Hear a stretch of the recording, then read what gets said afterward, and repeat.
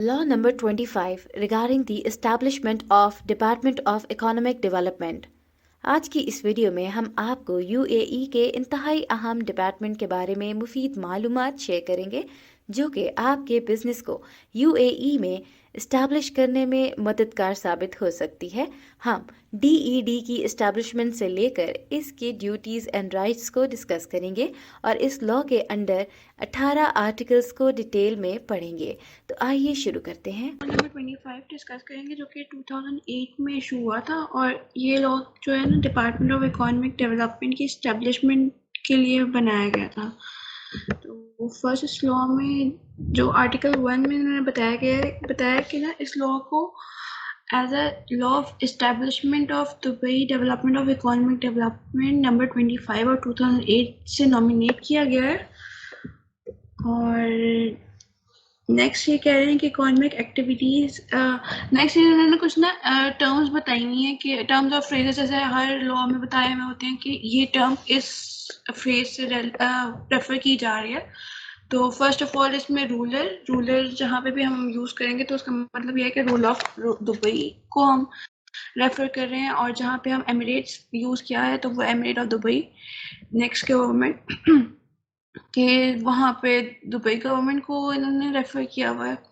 जहाँ पे डिपार्टमेंट की बात की गई है तो वो डिपार्टमेंट ऑफ इकोनॉमिक डेवलपमेंट से बारे में बात कर रहे हैं। नेक्स्ट वो डायरेक्टर जनरल का जहाँ पे डिपार्टमेंट ऑफ इकोनॉमिक डेवलपमेंट का जो डायरेक्टर जनरल होगा उससे रेफर किया गया है। और इकोनॉमिक एक्टिविटीज़ के बाद आती है तो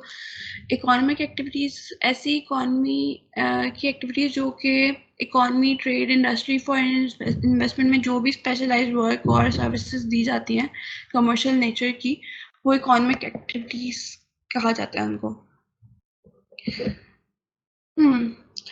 नेक्स्ट आर्टिकल नंबर 3 में उन्होंने ये बात की है कि ये जो लॉ है डिपार्टमेंट ऑफ इकोनॉमिक को, जो कि लॉ नंबर 1 के अंडर 1992 में बनाया गया था, उन पे अप्लाई होगा। और सारी ड्यूटीज़ जो भी पहले इस लॉ में मेंशन हुई थी, लॉ नंबर 1 में जो 1992 में बनाया गया था, उसमें जितनी भी ड्यूटीज़ मेंशन थी वो अब इस लॉ के अकॉर्डिंगली की जाएंगी। इस लॉ के अकॉर्डिंगली वो जो भी परफॉर्म की जाएंगी, सारा कुछ अब इसके होगा कि इस लॉ ने लॉ नंबर 1 ऑफ 1992 को रिप्लेस कर दिया। नेक्स्ट आर्टिकल नंबर 4 में उन्होंने ये बात की है कि डिपार्टमेंट के ऑफिसेज जो होंगे ना वो दुबई में ही होंगे। जो मेन ऑफिस जो होता है एक डिपार्टमेंट का वो दुबई में होगा हर हाल में, और डिपार्टमेंट की जो बाकी अपनी जितनी भी दूसरी ब्रांचेस अगर वो खोलना चाह रहे हैं तो वो एमिरेट्स के अंदर या बाहर जहाँ भी उनको सूटेबल हो वो स्टार्ट कर सकते हैं। नेक्स्ट आर्टिकल नंबर 5 में उन्होंने कुछ ड्यूटीज़ और पॉलिसीज़ के बारे में बात की है कि डिपार्टमेंट जो है गवर्नमेंट के बनाए गए जितने भी प्लान और पॉलिसीज़ हैं के ऑब्जेक्टिव्स हैं उनको रियलाइजेशन देगा और उनको इनकी इम्प्लीमेंटेशन को भी इंश्योर करेगा कि वो प्रॉपरली हो रही हैं एमिरेट्स में कि नहीं, और उनकी जो परफॉर्मेंस की प्लानिंग और ऑर्गेनाइजेशन के लिए लायबल होगा। अब ये सवाल आता है कि ना ये ऐसी कौन सी प्लान और पॉलिसीज़ के ऑब्जेक्टिव्स हैं जो गवर्नमेंट ने बनाए हैं और उनकी रियलाइजेशन और इम्प्लीमेंटेशन को इंश्योर करने के लिए ये लॉ बनाया जा रहा है। तो वो ये हैं कि सबसे पहले कि इकोनॉमी की जो कॉम्प्रिहेंसिव स्ट्रेटजी प्लान्स होंगे और उनकी डेवलपमेंट होगी, उनकी नेसेसरी प्लान्स और स्कीम्स होंगे, वो सब, और उनके पीरियोडिक बेसिस पे जो अपडेशन होगी वो सब।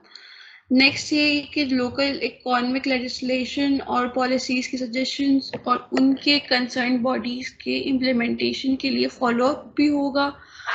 और कमर्शियल कंपनीज और इकोनॉमिक फील्ड के पर्सनल प्रोफेशंस की रजिस्ट्रेशन और लाइसेंसेज, ये सब और बाकी और भी है वो हम नेक्स्ट स्लाइड में देख लेते हैं। नेक्स्ट ये कि कमर्शियल प्रोटेक्शन के ऑपरेशंस की मैनेजमेंट और इकोनॉमिक कंपनीज की एक्टिविटीज़ पे जितना भी कंट्रोल होगा वो भी मैनेज करेंगे, ये वो पॉलिसीज़ हैं। और एमिरेट्स में जो भी फाइनेंशियल मार्केट्स ऑपरेट कर रही हैं उनकी डेवलपमेंट और इम्प्रूवमेंट में जितनी भी कंट्रीब्यूशन होती है वो सब। नेक्स्ट एमिरेट्स में जितनी भी इकोनॉमिक प्रैक्टिसेस हो रही हैं उसकी कंप्लीशन की प्रोटेक्शन के लिए पॉलिसीज़ का प्रपोजल और अप्रूवल के बाद ऐसी पॉलिसीज़ की इम्प्लीमेंटेशन भी की जाएगी। और नेक्स्ट एमिरेट्स की जो पब्लिक और बिजनेस कम्युनिटी के लिए इकोनॉमिक इश्यूज़ की अवेयरनेस के लेवल्स को बढ़ाया जाएगा। और नेक्स्ट ये है कि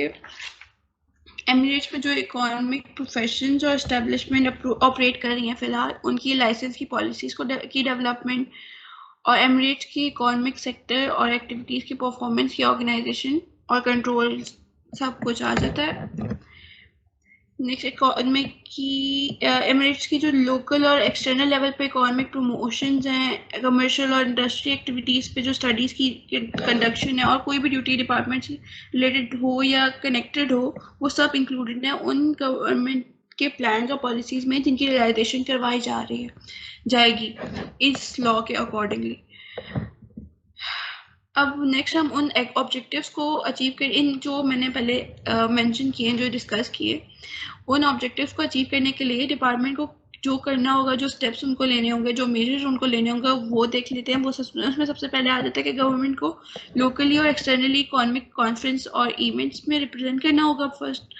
नेक्स्ट ये होगा कि एमिरेट्स का जो दूसरी कंट्री के साथ इकोनॉमिक प्रमोशंस हैं के जो स्पेशलाइज्ड एक्सटर्नल ऑफिसेज के नेटवर्क्स हैं, उनको इस्टेब्लिश करके उनको मैनेज भी करना होगा। फिर हमें एक कंसल्टेशन कमेटी बनानी होगी, इस्टेब्लिश करनी होगी, जो कि बिजनेस सेक्टर और नॉन बिजनेस सेक्टर्स को रिप्रेजेंट भी करेगी, के रिप्रेजेंटेटिव से अप्रूव स्ट्रेटजी प्लान्स और उनकी जो ऑब्जेक्टिव्स की इम्प्लीमेंटेशन को इंश्योर करेगी कि वो प्रॉपरली जो एक प्लान हमारा बना है, उस अप्रूव जो प्लान है उनको ये फॉलो कर रहे हैं कि नहीं कर रहे, तो उनको इंश्योर करने के लिए उनसे कोऑपरेट और कोऑर्डिनेट करेगी। कंपनी की जो लीज होती है, प्रॉपर्टीज होती हैं, इमूवेबल्स या अप्लायंसेज, इक्विपमेंट और सॉफ्टवेयर जो कि प्रैक्टिसेस और अचीवमेंट के लिए रिक्वायर्ड होंगी, उनसे इनकॉर्पोरेट और सब्सक्राइब करेंगी। एमिरेट्स के अंदर और बाहर जितने भी कॉर्पोरेशन और कंपनीज या पर्सन सब जितने भी हैं, उनसे एग्रीमेंट कंक्लूड करेगी। फिर एमिरेट्स में इकोनॉमिक सेक्टर्स की स्कीम्स और एनुअल प्लान्स की डेवलपमेंट में पार्ट लेगी और फॉलोअप लेंगे या रिव्यू करेंगे, एसेस भी करेंगे प्रॉपर ड्यूटीज़ की परफॉर्मेंस को, जो कि सर्विसेज और कॉर्पोरेशन और जो सर्विसेज जो कॉर्पोरेशन डिपार्टमेंट की बॉडीज़ दे रही है, उन सब को ये फॉलोअप भी ले लेंगे, उनकी रिव्यू भी करेंगे, उनको एसेस भी करेंगे। नेक्स्ट आर्टिकल नंबर 7 में उन्होंने ये कहा है, मेंशन किया है कि डिपार्टमेंट जो है वो सारा जो एक अपनी पावर्स और ड्यूटीज़ को एक्सरसाइज करने के जितना भी डाटा और स्टैटिस्टिक्स होंगे उनको गैदर करेगी, और ये कि जो भी बाकी जितने भी इकोनॉमिक ऑपरेशंस हैं, कंपनीज हैं जो एमिरेट्स या फ्री जोन में ऑपरेट कर रही हैं ऑलरेडी, वो उनको उन पे ये ज़रूरी है कि वो उन डाटा जो भी डिपार्टमेंट उनसे मांग रहा है या उनसे डिमांड कर रहा है, वो डाटा वो स्टैटिस्टिक उनको प्रोवाइड करे। नेक्स्ट डिपार्टमेंट आर्टिकल नंबर 8 में उन्होंने बात की है कि डिपार्टमेंट जो है वो अपना डायरेक्टर जनरल, अभी उनके पास एक डायरेक्टर जनरल भी होगा जो कि रूल्स डिग्री के थ्रू अपॉइंटेड होगा। आर्टिकल नंबर 9 में वो ये कह रहे हैं कि डायरेक्टर जनरल जो होगा डिपार्टमेंट का, वो डिपार्टमेंट के एडमिनिस्ट्रेटिव, टेक्निकल, फाइनेंशियल अफेयर्स सबको मैनेज भी करेगा, उनको प्रॉपरली रन करेगा, और दूसरा थर्ड पार्टीज के सामने भी अपने डिपार्टमेंट को रिप्रेजेंट करेगा। और ये कि अगर और जितने भी मतलब डेलीगेट्स होते हैं मतलब उनको डेलीगेट करेगा कि वो अपनी जो ड्यूटीज़ हैं वो प्रॉपरली परफॉर्म कर रहे हैं, अपने अथॉरिटीज़ जो उनको मिली गई हैं, बाकी वर्क जो उनके आप कह सकते हैं उनके अंडर जितने भी लोग काम कर रहे हैं उनको भी डील करेगा कि अगर वो कोई काम सही प्रॉपरली कर नहीं रहा है तो उनके अगेंस्ट कोई डिसीजन उसको लेना हो तो वो भी वो ले सकता है। और उस जो जनरल डायरेक्टर होगा उसे कुछ ऑब्जेक्टिव्स को अचीव करना होगा, जिसमें आ जाता है कि उसको ना अपने डिपार्टमेंट की जो जनरल पॉलिसीज़ हैं और उस डिपार्टमेंट की और उसके इंस्टीट्यूशंस की जितनी भी जनरल पॉलिसीज़ हैं उसके अप्रूवल ये देगा। ऑर्गेनाइजेशन के स्ट्रक्चर, डिपार्टमेंट और उसके इंस्टीट्यूशंस की जो ऑर्गेनाइजेशन स्ट्रक्चर होगा उसका अप्रूवल और रेफरल दोनों ये देगा। नेक्स्ट ये कि रेगुलेशन जो मतलब आपके जो आप डिपार्टमेंट और उसके इंस्टीट्यूशन के जितने भी एडमिनिस्ट्रेटिव या फाइनेंशियल या टेक्निकल एस्पेक्ट्स जितने भी आ जाते हैं उन पे उनके रिगार्डिंग उनकी रेगुलेशंस और रेजोल्यूशंस होंगे, उसका अप्रूवल भी यही देगा जो जनरल डायरेक्टर होगा। फिर एनुअल बजट का जो ड्राफ्ट बनाया जाता है डिपार्टमेंट और उसके इंस्टीट्यूशन का, उसका अप्रूवल डिपार्टमेंट ऑफ फाइनेंस के थ्रू और अप्रूवल और रेफरल दोनों यही देगा।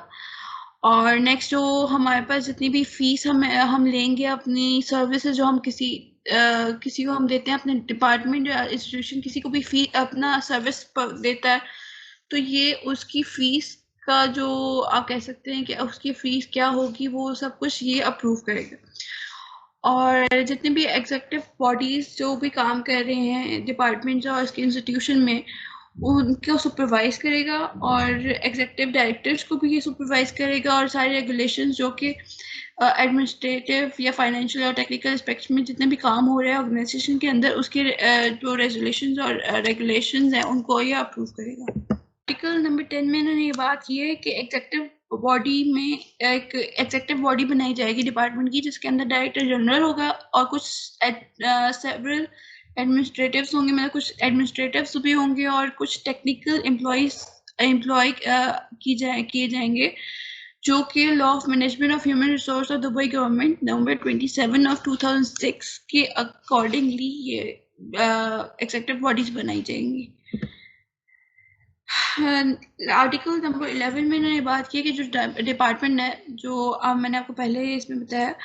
कि जो डिपार्टमेंट बना जाएगा वो स्पेशलाइज्ड इंस्टीट्यूशन से एफिलिएट किया जाएगा, जो कि एमिरेट्स में इकोनॉमिक सर्विसेज की डेवलपमेंट को और उसकी डेवलपमेंट और प्रोविजन को इंश्योर करेगा कि प्रॉपर्ली हो रही है कि नहीं हो रही। और ये कि हर इंस्टीट्यूशन जो है वो एक रेजोल्यूशन पास करेगा जो कि एक एग्जीक्यूटिव काउंसिल के प्रेसिडेंट के अकॉर्डिंगली होगा, और वो जो है वो डायरेक्टर जनरल के प्रपोजल के बेस पे होगा। नेक्स्ट ये कि जो डिपार्टमेंट होगा वो अपनी रिक्वायरमेंट्स और नीड्स के अकॉर्डिंगली वो इंस्टीट्यूशन के साथ एफिलिएट कर दिए जाएंगे। और ये होगा कि अगर जैसे अब एग्जीक्यूटिव काउंसिल जो है वो अब जो बाकी जितने भी एफिलिएटेड इंस्टीट्यूशंस हैं उनको डिटर्मिनेशन के लिए भी कर सकता है, प्रपोज कर सकता है कि वो अपने ऑब्जेक्टिव्स को डिटरमाइन करें या अपने पर्पस को डिटरमाइन करें, या वो लिक्विडेशन के लिए भी वो प्रपोज कर सकता है, प्रपोजल दे सकता है, या मर्जर के लिए भी, कि जैसे उस पर डिपेंड करते हैं कि अगर कोई उसको लग रहा है कि ये वाला एक्शन लेंगे तो हमारा जो इंस्टीट्यूट, ये जो हमारा एफिलिएटेड इंस्टीट्यूट है वो काफ़ी बेहतर बन जाएगा, तो वो कोई भी एक्शन ले सकता है। तो ये कुछ एक्शंस उन्होंने मेंशन किए गए। पीए इंस्टीट्यूशन जो है वो एक ऐसे अप्रूव प्लान और पॉलिसीज बनाए प्रेजेंट करेगा, जो कि पीरियोडिक रिपोर्ट्स वगैरह भी ये कह सकते हैं जो जनरल डायरेक्टर है ना, उसकी पोजीशन के अंदर जितना भी हमारे जो इंस्टीट्यूशन और डिपार्टमेंट में जितना भी काम हो रहा है उसकी प्लान पॉलिसीज, उनके पीरियोडिक रिपोर्ट्स कि वो किस तरह काम कर रहे हैं, उनके प्रोग्राम्स कौन से चल रहे हैं, वो सब कुछ, उनके स्टैटिस्टिक्स, उनकी इंफॉर्मेशन, वो ये सब कुछ इस डिपार्टमेंट को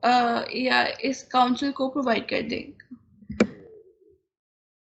आर्टिकल नंबर 12 में मैंने बात की है कि डिपार्टमेंट के पास एक कंसल्टेंट काउंसिल भी होगा, जिसके अंदर एक चेयरमैन, वाइस चेयरमैन और कुछ एक्सपीरियंस मेंबर्स अपॉइंट किए जाएंगे, जो कि एग्जीक्यूटिव काउंसिल के प्रेसिडेंट के जो पास रेजोल्यूशन होगा उसके अकॉर्डिंगली सब कुछ होगा। और जो ये जो कंसल्टेंट काउंसिल जो है उनके वो जो है वो अपना कुछ ओपिनियन या एडवाइसेस कुछ डिपार्टमेंट्स को इन दो चीज़ों में प्रोवाइड करेंगे। फर्स्ट तो ये कि कोई स्ट्रेटेजिक प्लान, इकोनॉमिक डेवलपमेंट में कोई स्ट्रेटेजिक प्लान जो चाहिए उनको, तो वो यहाँ पे अपनी एडवाइसेस दे सकते हैं, या उनको इकोनॉमिक ग्रोथ जो है एमिरेट्स में उसको बढ़ाने के लिए कुछ इनिशिएटिव्स में कंट्रीब्यूट करने, तो उसमें भी ये हमें मतलब इनको वो ओपिनियंस देंगे अपने। और इकोनॉमिक और कमर्शियल लेजिस्लेशन में लोकल या फेडरल लेवल पे कोई लेजिस्लेशन या पॉलिसीज इकोनॉमिक और कमर्शियल के रिलेटेड जितने भी होंगे वो भी इसमें भी ये हमें एडवाइस देंगे। फिर आर्टिकल नंबर 13 में उन्होंने ये बात की कि फाइनेंशियल रिसोर्सेज क्या होंगी डिपार्टमेंट की, कि कौन किस पे डिपार्टमेंट बेस कर रहा है, किस पे वो कहाँ से उनको फाइनेंशियल रिसोर्सेज मिलेंगे। फर्स्ट तो ये कि जो एमिरेट्स के बजट में जो अप्रोप्रिएट सपोर्ट उनको प्रोवाइड किया जाएगा, एक तो वो होगा। सेकेंडली वो होगा जो कि जो डिपार्टमेंट सर्विसेज हम दे रहा है पब्लिक को, जितनी भी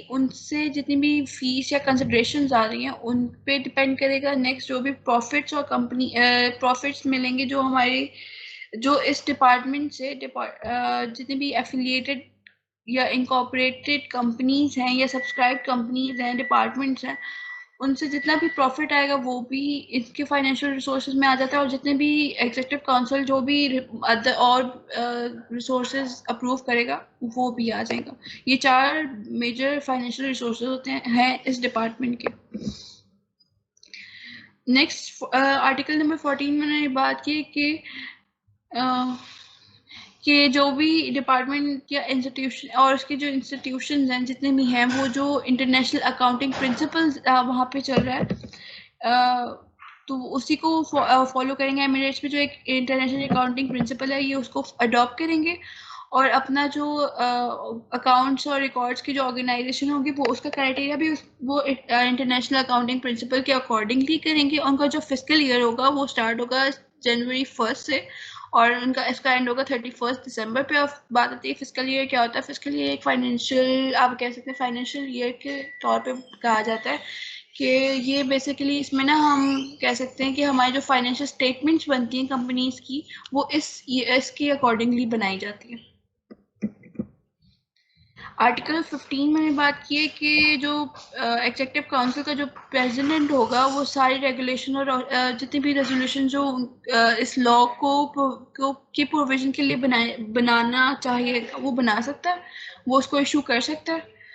और आर्टिकल नंबर 16 में बात की कि डेट ऑफ इशुएंस के जैसे ही वो ये लॉ इशू कर दिया जाएगा तो ये जो डिपार्टमेंट है वो इस्टेब्लिश ऑफ मोहम्मद बिन राशिद और establishment for young business leaders और दुबई एक्सपोर्ट डेवलपमेंट कॉर्पोरेशन और दुबई शॉपिंग फेस्टिवल ऑफिस से एफिलिएट कर दिया जाएगा इसके इशुएंस पे। आर्टिकल नंबर 17 में इन्होंने ये कहा है कि जो पहले हमारा ये लॉ था, लॉ नंबर 1 जो 1992 में बनाया गया था डिपार्टमेंट ऑफ इकोनॉमिक डेवलपमेंट की इस्टेब्लिशमेंट के लिए,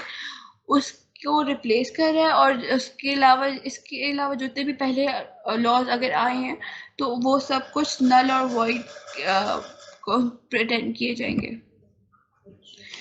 लास्ट पे आर्टिकल नंबर 18 में उन्होंने बात की कि जो ये जो लॉ है वो जैसे ही इशुएंस डे पे ये मतलब ऑन फोर्स आ जाएगा, उसको अप्लाई कर दिया जाएगा और ये ऑफिशियल न्यूज़पेपर या ऑफिशियल गैजेट में पब्लिश कर दिया जाएगा। That's it.